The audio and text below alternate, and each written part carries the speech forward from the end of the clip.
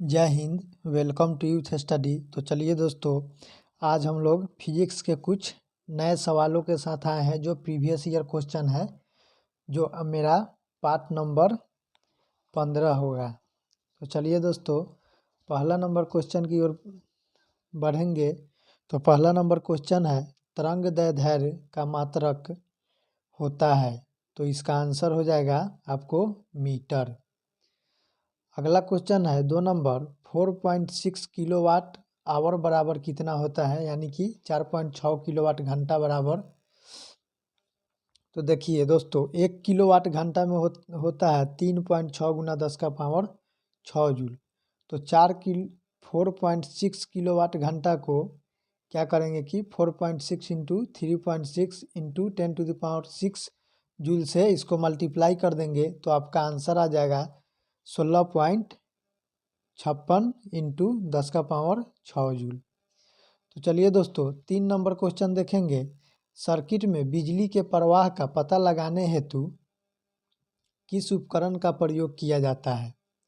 तो इसका आंसर हो जाएगा आपको दोस्तों गैल्वेनोमीटर, यानी कि धारा मापी। यह जो है ना, किसी परिपथ में धारा की उपस्थिति का पता लगाने के लिए इसका प्रयोग किया जाता है।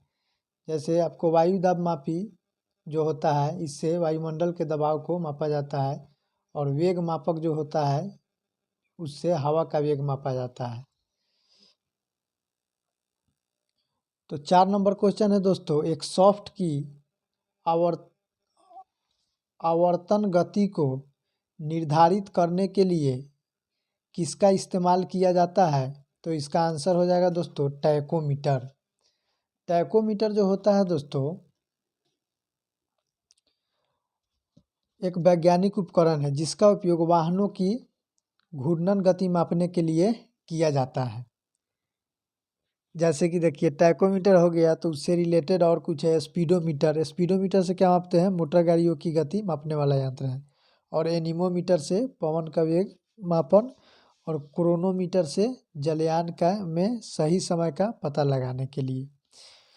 5 नंबर क्वेश्चन है, विभव मापी यानी कि पोटेंटियोमीटर मूलतः एक है। तो उसका आंसर है मापन उपकरण। जैसे कि दोस्तों, विभव मापी एक मापन उपयंत्र है। यह न केवल विभवांतर मापने के उपयोगी है, बल्कि इसकी सहायता से अज्ञात प्रतिरोध तथा विद्युत धारा भी मापी जा सकती है। 6 नंबर क्वेश्चन है, एमीटर है। तो इसका आंसर होगा, आपको 4 ऑप्शन दिया हुआ है जिसमें से आपको एक चूज करना है। पहला है को परिपथ में श्रेणी में संयोजित किया जाता है। दूसरा में है निम्न वैद्युतिक प्रतिरोध होना चाहिए। तीसरा है कम विद्युत खींचता है। चौथा है यानी कि उपरोक्त सभी, यानी कि सब आप इसका आंसर हो जाएगा, तीनों आंसर हो जाएगा। 7 नंबर क्वेश्चन है, किसको मापने के लिए स्टैलाग्मोमीटर का उपयोग होता है। तो इसका आंसर है पृष्ठ तनाव। 8 नंबर क्वेश्चन है, ओडोमीटर एक ऐसा उपकरण है जिसका उपयोग गाड़ियों में डॉट डॉट मापने के लिए किया जाता है। तो इसका आंसर हो जाएगा दोस्तों दूरी। 9 नंबर क्वेश्चन है, निम्नलिखित में से कौन सा प्रवाही मापन उपकरण एक क्षेत्र मीटर है।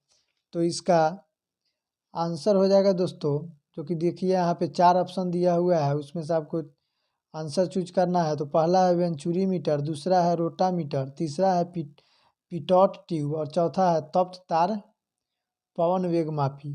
तो इसका आपका आंसर हो जाएगा 3 नंबर ऑप्शन पिटॉट ट्यूब। तो चलिए दोस्तों, 10 नंबर क्वेश्चन है, 20 न्यूटन का एक बल एक वस्तु को 2 मीटर विस्थापित कर देता है और 20 जूल कार्य करता है। बल और विस्थापन के बीच कोण है। तो दोस्तों देखिए, यहाँ पे आपको एफ यानी कि फोर्स दिया हुआ है 20 न्यूटन, और उसके बाद आपको डी दिया हुआ है आपको कितना, वस्तु को 2 मीटर विस्थापित माने 2 मीटर दिया हुआ है, और डब्ल्यू इसका दिया हुआ है 20 जूल, जो वर्क जो है इसका 20 जूल दिया हुआ है।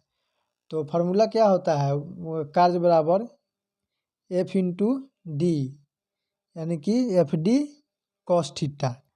कार्य बराबर एफ डी कॉस थीटा होता है।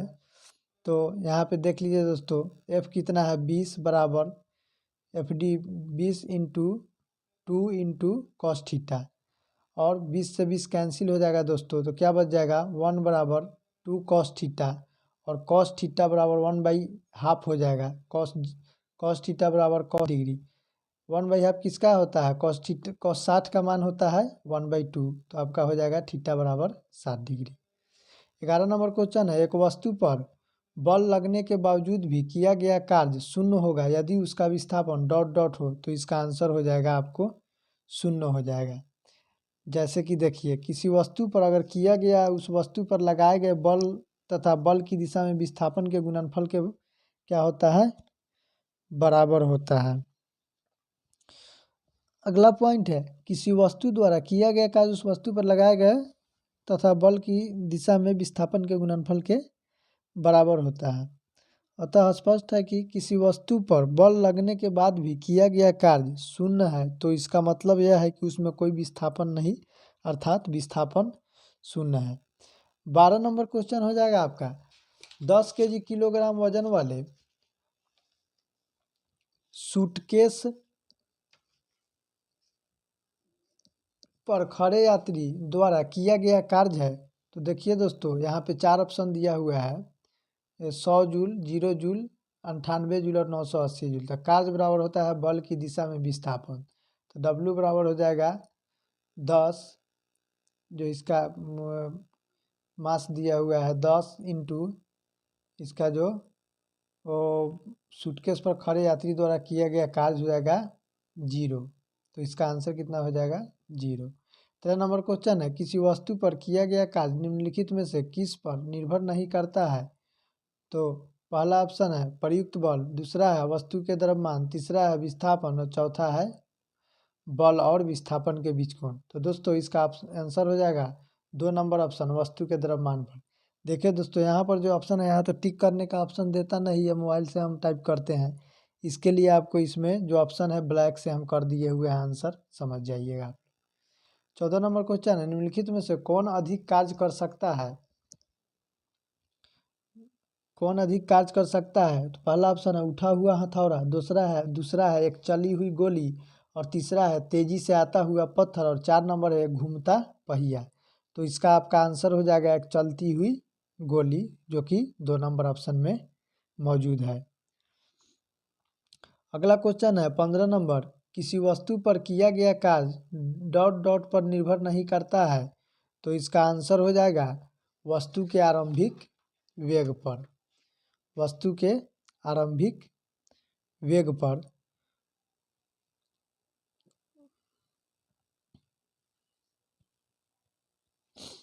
अगला क्वेश्चन है 16 नंबर, कार्य निर्भर नहीं करता है। तो इसका आंसर हो जाएगा संवेग पर। 17 नंबर क्वेश्चन है, यदि किसी वस्तु पर लागू एक स्थिर बल बल की दिशा में वस्तु द्वारा स्थानांतरित बल और दूरी के परिणाम के रूप में दर्शाया जाता है, तो इसे कहा जाता है। तो इसका आंसर हो जाएगा किया गया कार्य। 18 नंबर क्वेश्चन है, किसी पिंड पर कार्य तभी किया जाता है जब। तो इसका आंसर है यह एक यांत्रिक प्रभाव के माध्यम से ऊर्जा वृद्धि का अनुभव करता है। 19 नंबर क्वेश्चन है, लागू किए गए बल और विस्थापन की दिशा के बीच कोण 90 डिग्री है तो किया गया कार्य होगा। तो इसका आंसर हो जाएगा आपको 0 दोस्तों। तो चलिए यहाँ देखते हैं, W बराबर होता है एफ एस कॉस थीटा। दोस्तों यहाँ एस होगा, सॉरी ये टाइप हो गया है, एफ एस कॉस थीटा, और एफ एस कॉस 90 डिग्री बराबर हो जाएगा 0, यानी कि कॉस 90 का मान क्या होता है, कॉस 90 डिग्री का मान होता है 0। दोस्तों याद रखिएगा कि कॉस 90 डिग्री का मान होता है आपको कितना, 0। तो 20 नंबर क्वेश्चन है, किसी वस्तु द्वारा कार्य करने की क्षमता या किसी वस्तु में निहित ऊर्जा पर निर्भर करती है। तो पहला ऑप्शन है वस्तु के द्रव्यमान और आयतन पर, दूसरा ऑप्शन है किसी निश्चित दिशा में वस्तु की गति, तीसरा ऑप्शन है कार्य करने वाली वस्तु की स्थिति और अवस्था, चौथा ऑप्शन है वस्तु के परिमाण और दिशा। तो इसका आंसर हो जाएगा 3 नंबर ऑप्शन, जो कि कार्य करने वाली वस्तु की स्थिति और अवस्था पर। 21 नंबर क्वेश्चन है, गति करती हुई एक कार विपरीत दिशा में आती हवा का सामना करती है, कार पर हवा द्वारा किया गया कार्य होगा। तो इसका आंसर हो जाएगा आपको ऋणात्मक। जैसे कि कार के विस्थापन के विपरीत कार्य करना, लगाए गए बल की दिशा तथा वस्तु के विस्थापन के बीच का कोण कितना होता है? 180 डिग्री होता है। 22 नंबर क्वेश्चन है, कार्य का गुणनफल है। इसका आंसर है बल और वस्तु का बल की दिशा में विस्थापन। 23 नंबर क्वेश्चन है, बल और विस्थापन का गुणनफल कहलाता है। तो इसका आंसर हो जाएगा आपका कार्य। 24 नंबर क्वेश्चन है, एक पिंड द्वारा किया गया कार्य निम्नलिखित में से किस पर निर्भर नहीं करता है।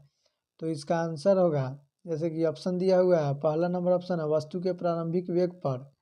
दूसरा नंबर क्वेश्चन है ऑप्शन 3 नंबर ऑप्शन है बल और विस्थापन के बीच कोण पर, और 4 नंबर ऑप्शन है लागू बल पर। तो इसका आंसर हो जाएगा दोस्तों पहला नंबर ऑप्शन, जो कि वस्तु के प्रारंभिक वेग पर।